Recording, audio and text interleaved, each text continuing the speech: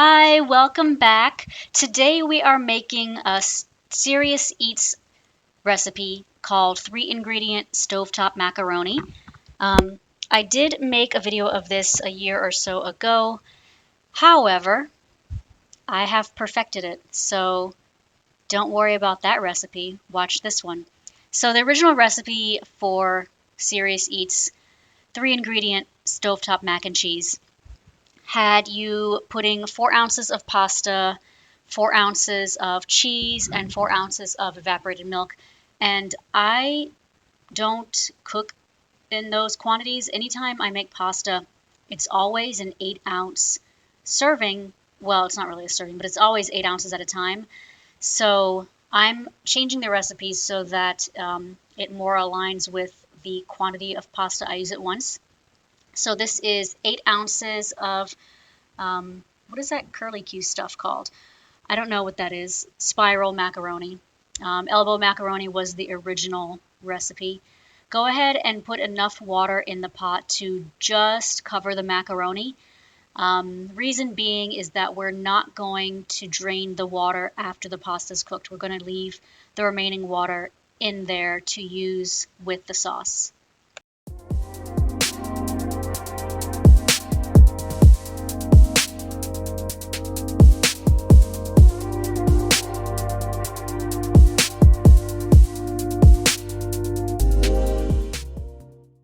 I do have a kitchen scale and I like to weigh my pasta, but if you don't have one, usually a box of macaroni is 16 ounces.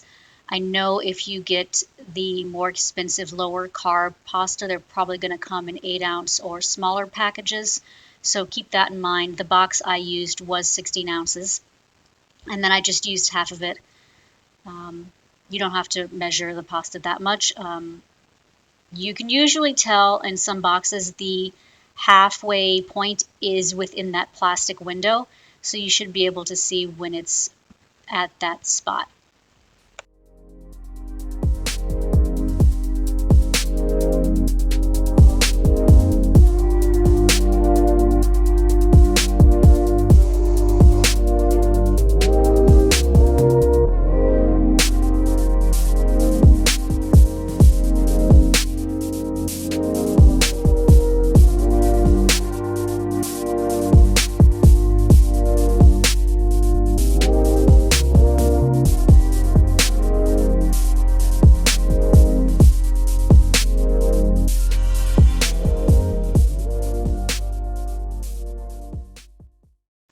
So keep boiling and stirring the pasta until it is a little bit shy of al dente, or if you're like me, until it is just past al dente because you like your pasta soft and smushy. You want to be able to eat it with just your gums.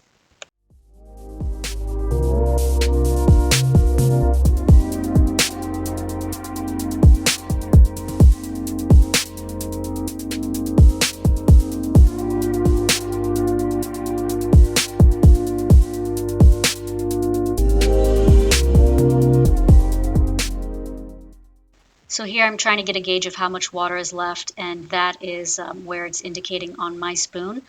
So I decided that was enough of the evaporation, and I'm going to add the 4 ounces of evaporated milk.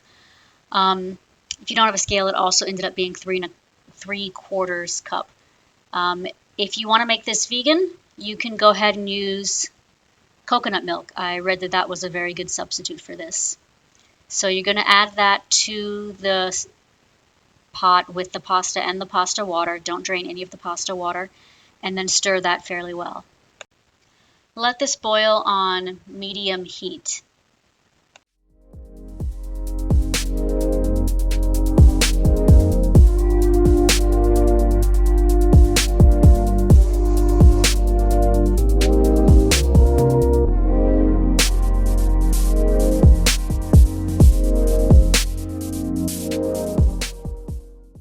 It'll probably be a very low boil, like a simmer almost. And then you'll add 4 ounces of cheese. I might have ended up adding more because I had more pasta than the recipe called for. So originally it was 4 ounces of cheese. I added 1 1/4 cup of vegan cheese and stirred well to incorporate.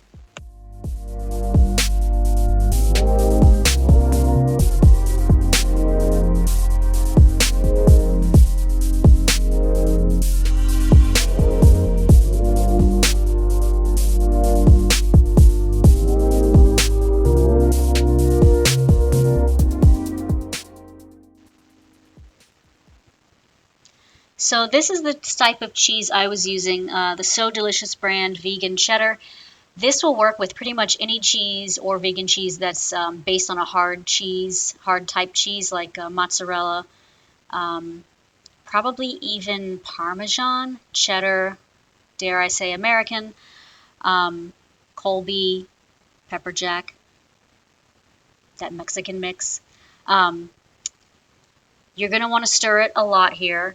It's going to change the color. The color of the sauce will get a little bit yellower if you're using a yellow cheese like me. And you're going to keep stirring until it thickens. The original recipe says it should take 2 minutes. That is using real cheese. And mine took a lot longer. I'm showing you a 3 times sped up video right now, so it definitely took a lot longer.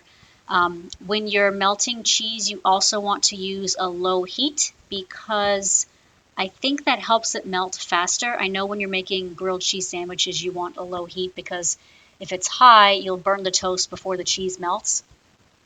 So I did lower the heat.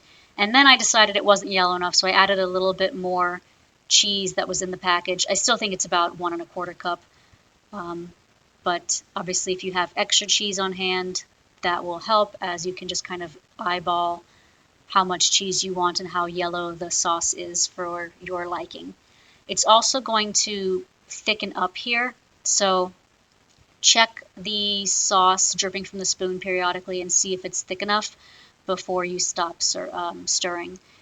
You do want it to be fairly thick, and I think even with the vegan cheese and the coconut milk, it should thicken up enough that it's very similar to real cheese.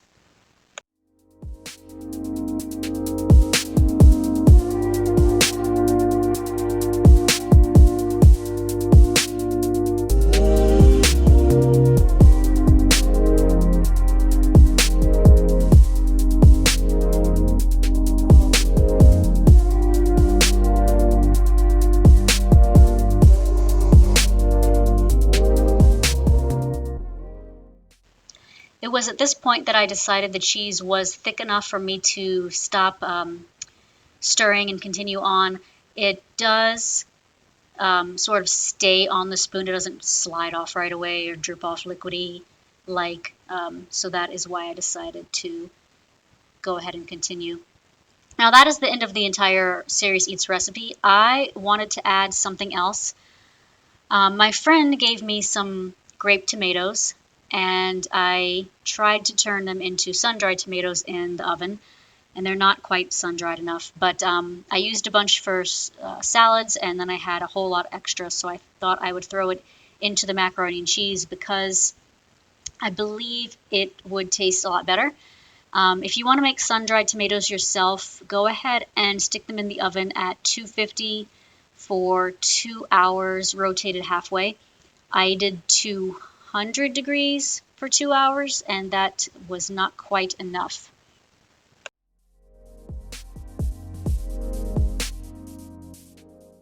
So there are lots of ways to jazz up macaroni and cheese. If you don't have tomatoes like this, drain a can of tomatoes and pour it in. That's always fun. It tastes a lot like Hamburger Helper that way.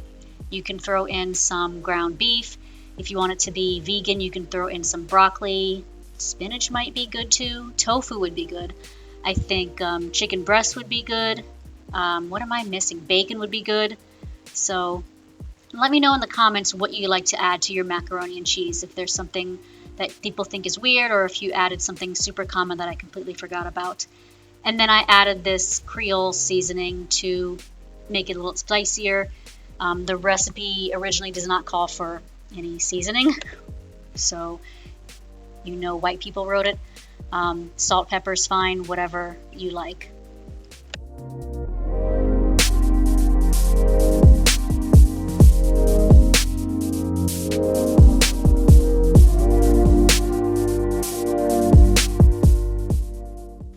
So this was it. Here is my 3-ingredient stovetop macaroni and cheese, 4 ingredients with the tomatoes. And it turned out really delicious. I really did enjoy the tomatoes in there. I think next time I make this, I will throw in an extra ingredient if I have something lying around that would work with the cheese. It was spicy enough and it was tangy enough with the tomatoes. And I really hope that you guys enjoyed this recipe. If you tried it, let me know. If there's something you would change, let me know. And go ahead and like, share, and subscribe. And I will talk to you soon. Have a great day. Bye.